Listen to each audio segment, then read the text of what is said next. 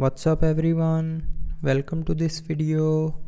In this video I will show you how to install Samsung Notes in Galaxy S25 Ultra. So before starting the video, don't forget to subscribe the channel and also press the bell icon. So first of all, open the Galaxy Store app and then go to the search bar and search Samsung Notes.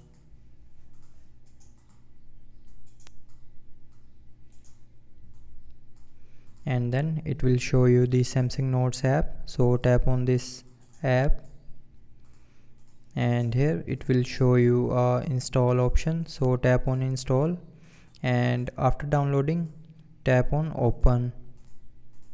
So now you can use Samsung Notes app in your mobile. So that's how you can install Samsung Notes in Galaxy S25 Ultra. So I hope you liked the video. Thanks for watching.